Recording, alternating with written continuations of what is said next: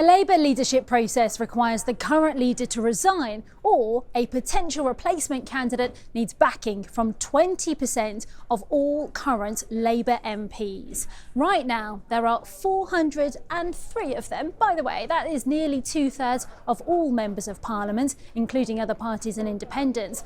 But that right there is the important number for this process. And 20% of that means support from 81 Labour MPs for a potential candidate, and that triggers a leadership contest. Other potential candidates who must be a Labour MP can put themselves in the race too if they also have enough backing. So Keir Starmer remains Prime Minister during a contest. The leader doesn't need backing from others if they want to contest themselves. They'd automatically be put on the ballot.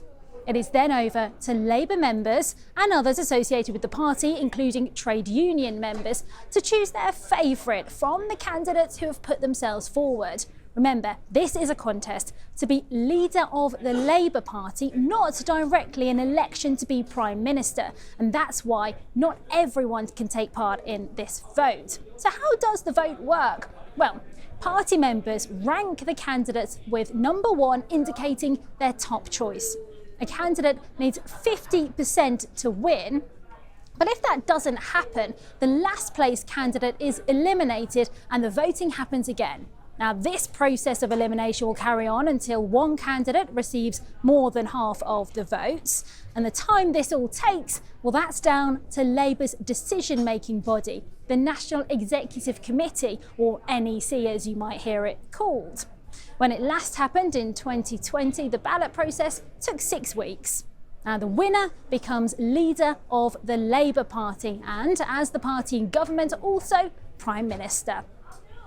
A lot of rules and requirements then, so with me to go through Labour's leadership election process is Rachel Cunliffe, who's from the New Statesman. So Rachel, I wonder if we can begin with a recap really as to how we got here in terms of the pressure on Sir Keir Starmer.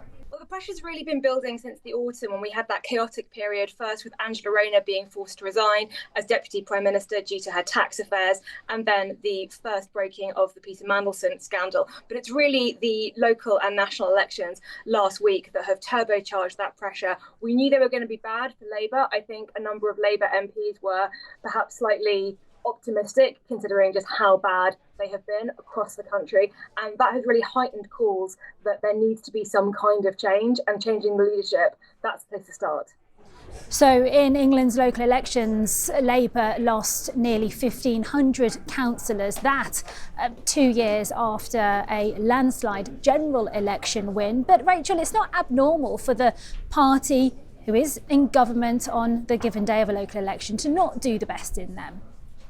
This isn't not doing the best in them. This is pretty existential for a Labour Party, losing in their heartlands up in the north, losing in some councils in London that they had really taken for granted over the last couple of decades, places like Haringey, coming third in Wales, where they have led the Welsh Parliament since its creation 30 years ago, and of course losing any chance whatsoever of making gains in Scotland. So it was a really seismic set of local elections that also really illustrate the way Labour is being squeezed on the right by Reform and on the left by the Greens, really leaving Labour MPs and councillors as well asking, what's the strategy? What is the election in 2028-29 going to look like if this is the case now? And I think, Rachel, it's also worth giving our viewers some context around the last time there was an amount of pressure on Sir Keir Starmer as the party leader was also around local election results.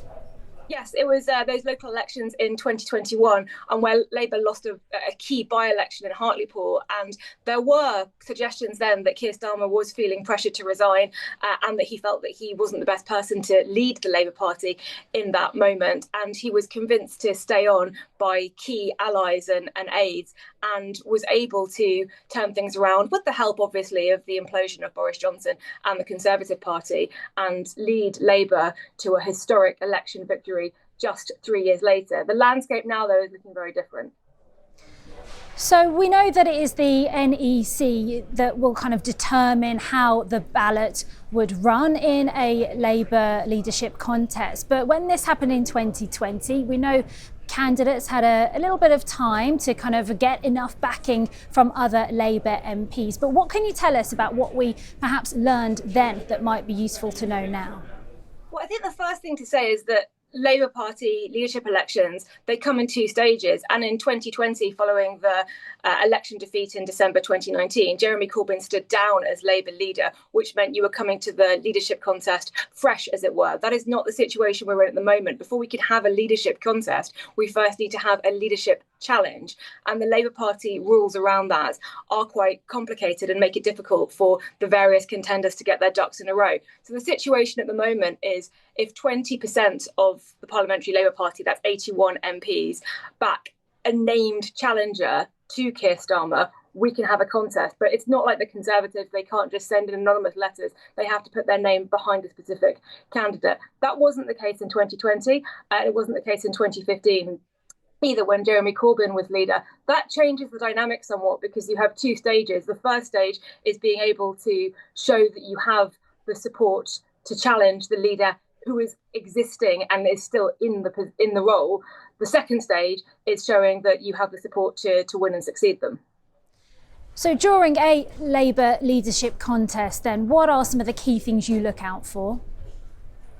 So I think timing is really important. You mentioned 2020 there as an example. The candidates put forward their nominations there at the start of January, and we didn't get the results until April. Now, obviously, it was COVID. There was a lot going on. It was the midst of lockdown. But I think that is significant if we're thinking about the pace of politics at the moment and the current situation that we're dealing with geopolitically and in terms of the economy. Are we looking at a contest that's going to stretch out for 3 months, possibly taking us into August? What is that going to mean for the actual day-to-day act of governing while it's going on? So I think the NEC will be considering whether a quicker contest might be beneficial.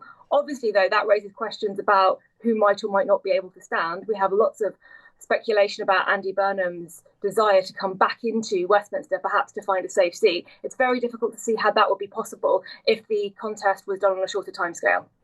Rachel Cunliffe from the New Statesman, thank you very much for joining us.